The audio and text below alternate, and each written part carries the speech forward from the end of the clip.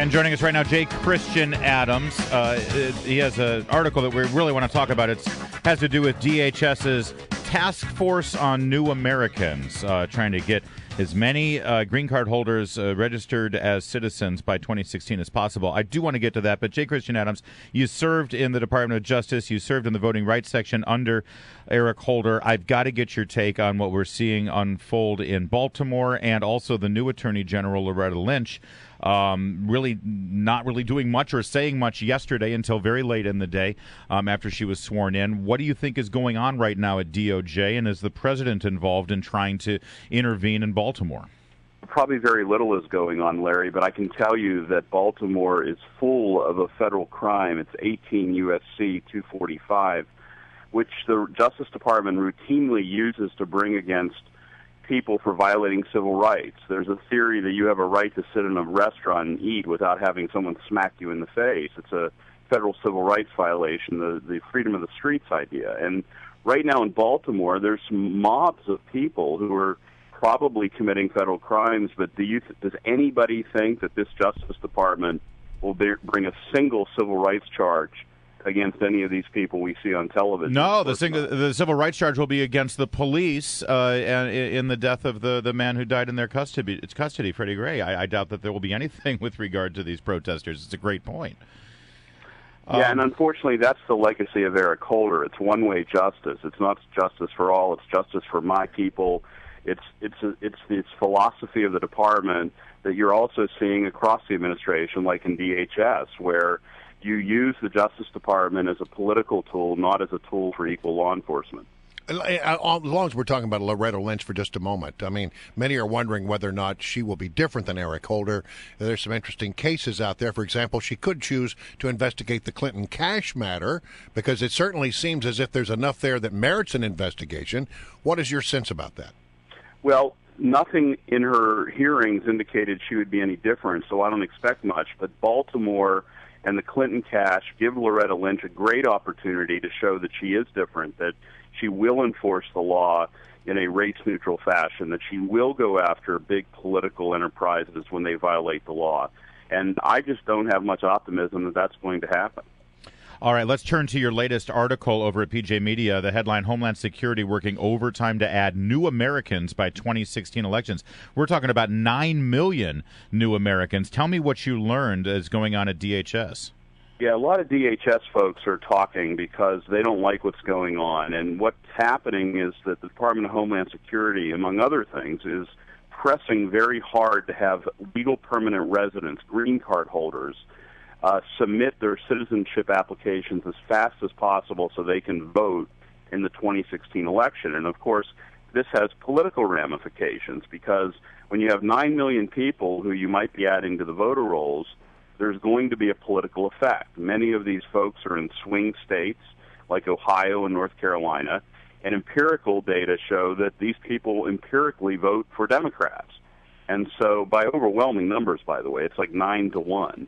And so this is part of this integrated strategy that I talked about even at the Justice Department to use the levers of power of the federal government to help gain power for Democrats. So I've been told that there's like 12 million people in this country illegally. Is this on top of the 12 million? Well, yes, this is on top of the 12 million. These are 9 million legal permanent residents. Holy moly. The vast majority of them are from Central and South America, from Africa, from Asia, and this is on top of the illegal aliens. These people are here legally, but they can't vote. That's the only thing they can't do is vote, and that's what the administration wants them doing by the next election. Yeah, and they talk about they use these words like so these green card holders can exercise full participation in the American process. That means voting, right? Yeah, Larry, that's from the letter of Leon Rodriguez at DHS. We obtained an internal Dear Colleague letter, and he talks about how important it is that they fully participate. Well, guess what? They can fully participate in everything in America. They can They can sue, they can speak, they can enjoy the Fifth Amendment. They have full participation, except one thing, except for the right to vote. That's right. The one thing they want to add. Now, how does this play? Again, I want to be clear here. These are 9 million green card holders, people who are here legally that are being targeted. However, if the president has his way, there will be 5 million more green card holders due to his executive amnesty. Would they then fall under this whole plan to give them voting rights and citizenship? Eventually, absolutely, yes. See, that's part of the whole. There's an undercurrent to the whole immigration structure that DHS is exploiting for political purposes, and it's creating a constant pipeline of new voters that are inclined to support Democrats. That's just the reality of it.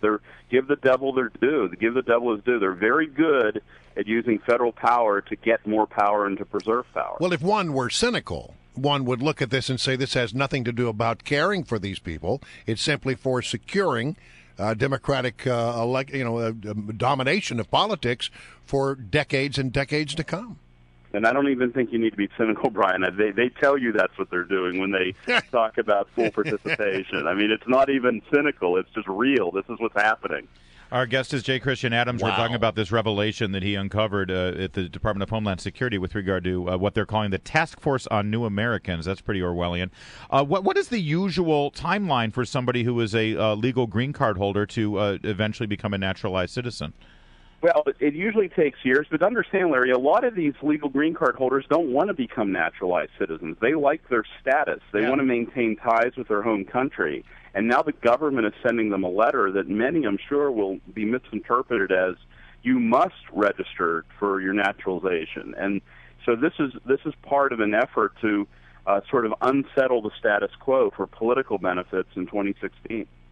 And tell me about this White House report that is cited in the letter that you uncovered. A report out of the White House called "Strengthening Communities by Welcoming All Residents." What's included there? You really got to read this. To talk about Orwellian, it's written by one of the co-chairs of this committee is from La Raza, which translates to the race. Oh boy! This is a very polarizing group from the Latino community, an activist group. That's right, and she's a co-chair of this committee that wrote this report. And I'll tell you, it is something else. It is clear when you read this that there is a group of folks in Washington who simply do not view aliens as aliens. They think that aliens are future Democrats, our neighbors, our friends, and they need full citizenship, no questions asked. And that's just not what the law is. That's not how we have structured our immigration structure. If you want to change it to an open borders situation, go change the law. But these people are very good at finding their way around the law. J. Christian Adams, thank you so much for joining us and bringing this to light, and also your ability to comment on our new Attorney General and what's going on in Baltimore. Great stuff, man.